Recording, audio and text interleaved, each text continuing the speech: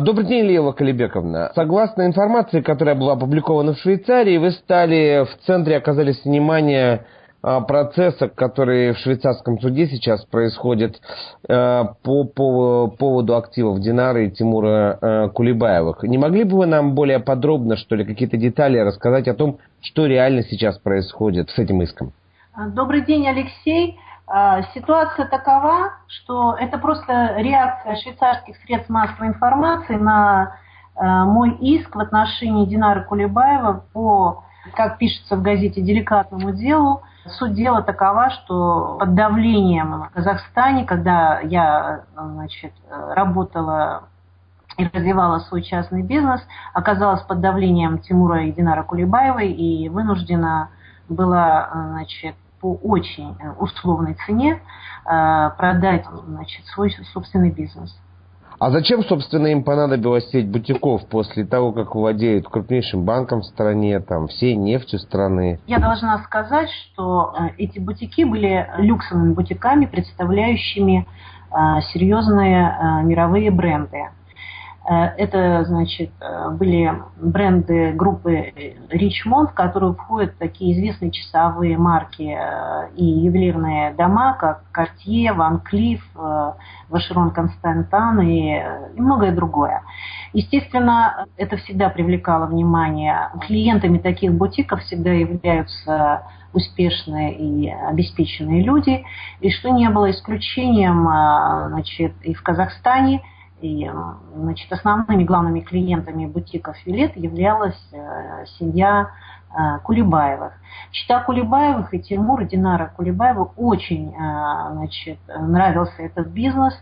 Они попытались составить конкуренцию, приглашали для этого российскую компанию, одну известную российскую компанию, которая прямо ставилась задачей выдавить меня из этого сегмента рынка в Казахстане. Но этот известный, им предлагалось демпинговать цены, и, но вот эти профессиональные люди, можно так сказать, и достаточно масштабный у них бизнес, они посчитали это, можно сказать, некорректным, может, для себя неинтересным, и они просто сказали, что цены в магазинах Вилет очень более чем корректные, очень профессиональные, они соответствуют мировым стандартам и даже несколько, так сказать, комплементарные к казахстанскому покупателю, и что если даже они войдут на этот рынок, их цены будут на порядок выше. Поэтому вот этот план на тот момент Кулибаевых не реализовался, и они пришли, так сказать, им очень нравилось, и у их ближнего окружения, бизнес-окружения, с которыми они вели совместный бизнес, был бизнес ритейлов. И, в общем-то, видимо, можно предположить, что это было очень интересно. Это было в концепции развития, видимо, бизнеса, аффилированных компаний Кулибаевых. Плюс это было для семьи очень привлекательно. И как потом время показалось, это было интересно. У них были долгосрочные какие-то такие планы в отношении Вилет, так как это была компания с прекрасной репутацией, видимо, швейцарская компания. Да, вот мне кажется, что, говоря о перспективах, собственно, бизнеса в Казахстане, есть какой-то элемент в том, что привлекательности этого бизнеса, в том, что компания сама по себе швейцарская, и это, может быть, позволит как-то легализовать свою репутацию, свои капиталы в другой стране. Я сейчас говорю вообще, в принципе, об общем тренде в бизнесе, характерном для всех постсоветских стран. Вот этот элемент здесь был, с вашей точки зрения? Конечно, безусловно, был, потому что, здесь я ничего нового не скажу. Рафат Алиев в своих интервью и в своей книге написал, что интересы Динары Кулибаевой всегда распространялись на Швейцарию. Партнеры ее отца, президента Казахстана Назарбаева, в свое время отработали такой вопрос, как приобретение виллы в Лугано и, так сказать, следующим этапом, следующей задачей для обслуживающих интересы бизнес-элит, казахстанских и зарубежных, которые аффилированы к семье Назарбаевых, ставилась задача получения паспорта Динаре Кулебаевой. Где сейчас Динара Кулебаева? Как мы знаем из средств массовой информации, из своего ближнего окружения, она живет в Швейцарии, ведет хорошую, так сказать, качественную жизнь, посещает концерты, ведет очень хорошую, качественную жизнь. Она себе это может позволить, присутствуя с несколькими миллиардами в швейцарском билане самых богатых людей, значит, Швейцарии. И здесь она присутствует, потому что она ведь легализовалась с помощью компании Вилет свое жительство, право на жительство в Швейцарии. А каким образом, какой механизм такой легализации сработал? Ну, механизм легализации следующий. Она, значит, после перехода компании в собственность аффилированных, значит, к ним бизнесменам, с ней был заключен казахстанскими дочерними компаниями, Вилет, контракт как менеджера. Немножко, вот смотрите как. Существуют материнские компании, зарегистрированные, значит, в Швейцарии. Динара, значит, там легализуется как сотрудница, значит, как менеджер этой компании. После чего, значит, казахстанские дочерние компании заключают с ней контракт на оказание услуг. И, значит, это механизм, можно сказать, какой-то легализации средств, потому что она получает достаточно, ну, там отмываются, так сказать, по-моему, если я не ошибаюсь, это в швейцарской прессе тоже подтверждалось, более 100 тысяч франков она получает заработную плату, около этой суммы, от казахстанской дочерней компании. Таким образом, значит, имитируется такая трудовая активность, и, значит, она получает рабочие дни. А потом мы знаем, что по истечению 5 лет жизни и работы, значит, в Швейцарии, у нее появляется право, значит, подать на пермит С. Это уже приравнивается, значит, постоянному месту жительства, а последующее она может претендовать уже на паспорт. То есть правильно я понимаю, что цель в общем, всей этой комбинации в данном случае для Динары Кулебаевой это осесть в Швейцарии и жить там? Здесь присутствуют два фактора. Главное, это, конечно, легализация ее как гражданки Швейцарии. И здесь имитируется трудовая деятельность ее. И второе, это механизм отмывания денег. Потом, понимаете, на основании этих документов она же производит покупку недвижимости. По законодательству Швейцарии покупку недвижимости иностранные граждане не могут запрещена.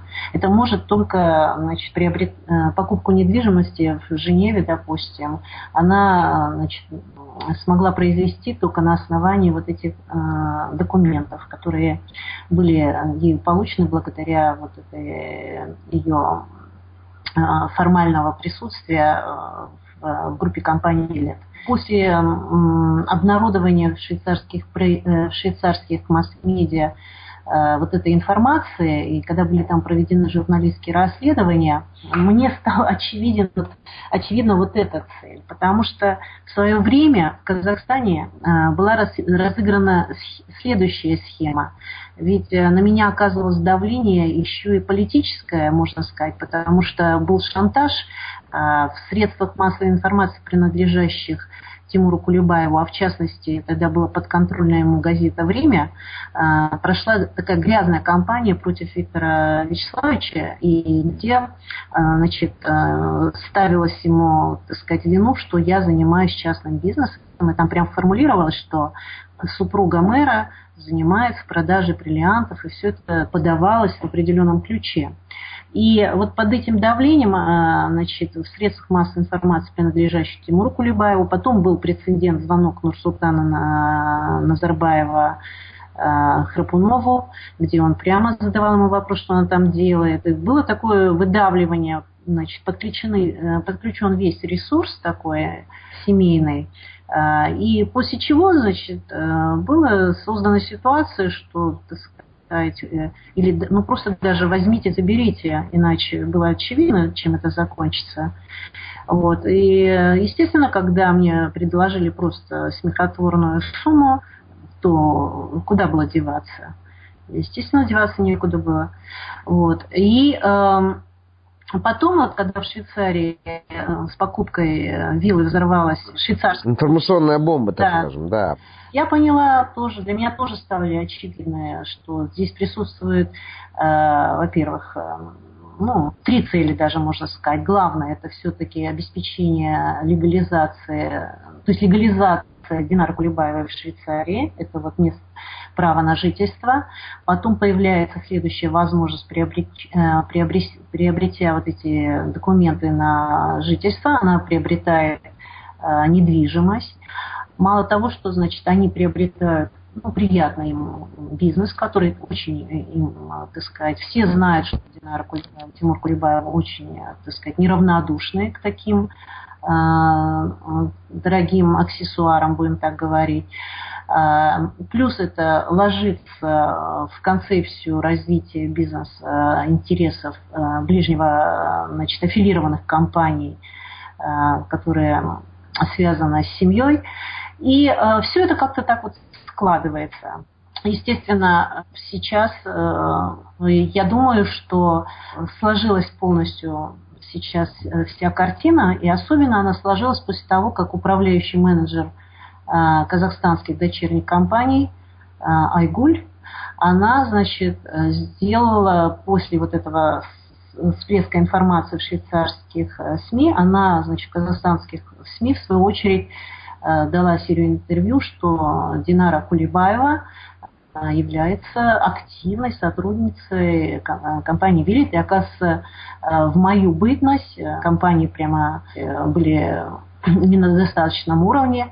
А вот сейчас именно, значит, Динара Кулебаева, значит, благодаря ее стратегии развития, этот бизнес процветает. Но я хочу сказать, что кто знает магазины групп «Виллет», они знают, что это, значит, с нуля созданные лично мной привлекательные бутики. Зарубежные мои партнеры и поставщики уже высоко оценили этот бизнес. И именно вот такой уровень и качество, оно и привлекло внимание семьи Кулебаевых. И плюс, вот скажу, прекрасная, еще раз повторю, прекрасная репутация в Швейцарии, история в Швейцарии, легализация этого бизнеса, легальность этого бизнеса в Швейцарии позволила им вот осуществить вот свои такие глобальные, свою глобальную семейную стратегию. Лила Калибековна, а вот тем не менее, какие возможны варианты развития суда, какие возможны последствия для семьи Динара и Тимура Кулебаевых? Ну, во-первых, я думаю, что, конечно, они все это хорошо структурировали, использовали свою власть, но они, так сказать, здесь что-то в семье так немножко... Они одно не рассчитали. Они не рассчитали, когда организовали кампанию против Храпуновых. Потому что, когда они пытаются представить теперь уже, представить это как борьбу двух семейных кланов, и здесь они опять-таки наступили на грабли, потому что они, конечно, в 2009 и 2010 году предприняли попытки, то есть в 2010 году они предприняли попытки Тимура с Динарой, они, значит, посетили здесь, так сказать, ряд юридических, адвокатских компаний и других учреждений, в которых они попытались создать имидж борьбы двух кланов. Из первых уст мы знаем, что Тимур Кулебаев буквально, так сказать, плача и жалуясь на сильных мужских плечах людей, которые, на помощь и поддержку которых он рассчитывал, он делился, так сказать, своим горем, говорил о том, что клан Аблязовых и Храпуновых преследует их несчастную семью просто по жизни. А у вас есть клан? Интересно. Да, вот. Расскажите нам, пожалуйста, о том, кто входит в этот клан, как он вообще функционирует и так далее. Да, вот здесь я хочу сказать, что вот именно от Тимура Кулебаева пошло вот тиражирование такой формулировки, как «борьба двух кланов». Это, значит, спасая собственную, можно сказать, шкуру, Тимур Кулебаев придумал вот эту такую, ну, я не знаю, кто ему тут подсказал, такой термин «борьба двух кланов». И вот здесь вот я хочу сказать и просто послать такой некий месседж профессиональным политологам, экономистам, аналитикам, что, наверное, следует, и здесь было вот некое упущение, что этими профессионалами не было сформулировано вот именно современными, с использованием современных профессиональных терминов, не дана оценка, значит, по годам, по вехам, по этапам, как оно менялась политическая, экономическая ситуация в Казахстане в эпоху управления действующего президента Назарбаева. Вот если бы это было дано, и был бы резюмирующий анализ, то было бы очевидно, что в Казахстане еще сформировался один единственный клан, клан семьи Назарбаевых, и внутри клана существуют подкланы. И вот есть подклан Тимура Кулебаева, есть такой, значит, подклан Дариги Назарбаевой, Алии Назарбаевой, Булата Назарбаева, Кайрата Сатыбалды и, возможно, еще кого я сейчас упускаю. И вот вокруг этих дроблений внутриклановых по представителям семьи, есть еще кланы Сары Назарбаевой с ее родственниками, и получается сформировались группы бизнес-элит. И можно сказать, что все представители семьи Назарбаева крышуют тому или иному бизнесу. И вот все это и есть единый клан Назарбаевых. Естественно, за 22 года правления лидера нации этот клан накрыл всю политическую жизнь Казахстана и захватил весь рынок Казахстана. Сейчас его интересы, мы видим, распространяются и за рубежом. Вот. И поэтому, значит, просто если историки посмотрят, они, значит, чисто профессионально докажут, что в Казахстане никогда не мог сформироваться и не существует никакого клана. Есть внутриклановая борьба, есть один клан Назарбаевых всемогущий, которому, так сказать, есть несогласные с этим кланом, есть диссиденты, есть политические жертвы этого клана. Ну, так сказать, есть люди, которые пострадали, значит, жертвы захвата бизнеса, ну, вот, которым, вот я лично, значит, не являюсь представителем никакого клана, просто тут элементарно я выступаю как частный предприниматель, у которого под давлением неоднократно забирался, казалось бы, такой, вы правильно сказали, незначительный бизнес. Но вот так вот получилось, что попадало в сферу интереса этой семьи. Лила Клибековна, вот тем не менее очень интересно такой момент, сознательно или несознательно, но продав эту самую фирму Вилет, вы фактически создали платформу для семьи Кулебаевых в Швейцарии. Вот то, что вы говорите, для легализации в стране. И это факт такой вот. Как вы сейчас оцениваете этот факт, эту историю? Ну да, вот в принципе, да, я, значит, немножко отошла в сторону. Я хочу сказать, да, в общем-то, сложилась хорошая ситуация для нас и, так сказать, не очень хорошая ситуация для семьи Кулебаевых. Легализовавшись, так сказать, недобросовестно, и это, так сказать, предстоит как раз-таки суду и правосудию Швейцарии установить этот факт. Недобросовестно легализовавшись в Швейцарии, Динара Кулебаева приобретает недвижимость и претендует на дальнейшую, претендует на гражданство в Швейцарии. Вот. Но так как она здесь легально находится, и здесь находится легально ее активы, значит, у меня тоже, как человека, легально присутствующего в Швейцарии, появилась возможность предъявить ей исковое требование, чем я и воспользовалась. Значит, потому что, значит, на правосудие в Казахстане, конечно, в это время невозможно рассчитывать. Все знают, что правосудие в Казахстане находится под ручным управлением президента Казахстана Нурсултана Назарбаева. И, естественно, вот здесь вот сейчас сложилась прекрасная ситуация, и я хочу сделать несколько обратиться к гражданам Казахстана, живущим, так сказать, легально за рубежом, что есть хороший прецедент, если вы пострадали аналогично, как и я, и если у вас захватили ваш бизнес, и вы вынуждены были эмигрировать, потому что вы не верите в правосудие в Казахстане, потому что вы понимаете, что ваши права значит, нарушены, и частная собственность ваша, значит, отнята семьей Кулебаевых, вы можете поступать, как и я, аналогично, и это является, что прекрасно, что Швейцария, она та страна, которая исторически, значит, во главу всего, это национальная концепция, идея этой страны, она защищает права граждан во всем мире, и она оказывает поддержку жертвам политических преследований. И здесь правосудие такого качества, что вы можете рассчитывать на справедливое решение.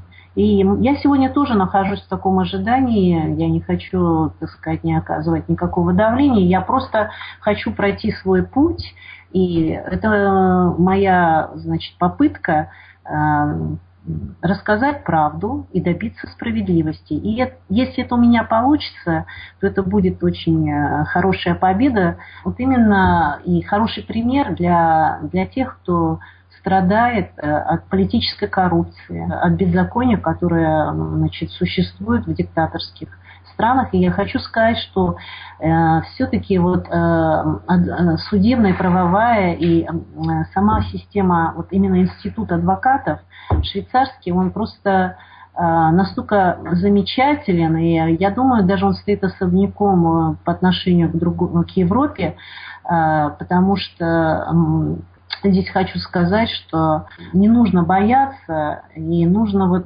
идти таким эволюционным путем развития, гражданским, который прошла я, для того, чтобы поверить, что справедливость и правосудие возможно. Я воспользовалась этой возможностью.